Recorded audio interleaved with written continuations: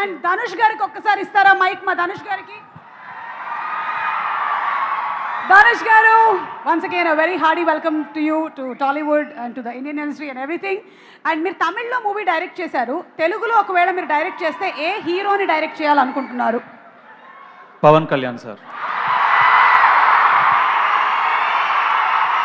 We got it, దొరికేసింది, viral reply. ఓకేనండి, ready.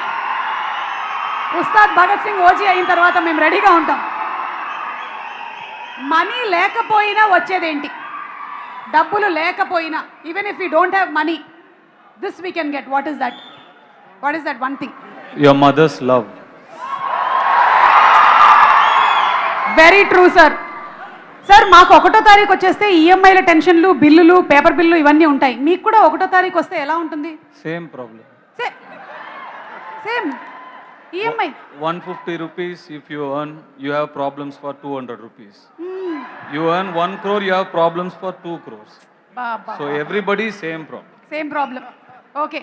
ఏమో నాగార్జున గారికి లేదేమో అని నేను అనుకుంటున్నాను. Last and final question Dhanush గారు, వై దిస్ కొలవెరీ డీలో ఎన్ని కొలవెరీలు ఉన్నాయి?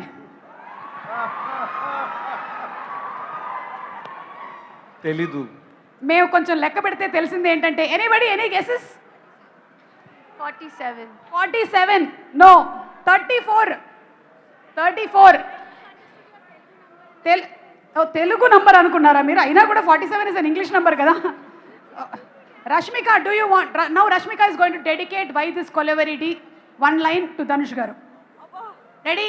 1 2. సుమ గారు, మీకు తెలుసు కదా ఎన్ని ఇయర్స్ నుంచి మనకు మైకుతో అనుబంధం ఉంది. మీకు 7 8 9 ఇయర్స్ లో ఎప్పుడైనా పాట. ఇదంతా మీరు చెప్పే లోపల ఒక లైన్ పాడేసి ఉండేవాళ్ళు. కాదండి, పాడలేకపోతున్నారా? ఏమో త్వరలోనే మీరు కూడా పాడతారేమో అన్న డౌట్. నాకు ఏం మాటలు రావట్లేదు, పాటలు రావట్లేదు, అదే ఫిదా అయిపోయినా. చాలండి, చాలు, ఇది చాలు. Thank you.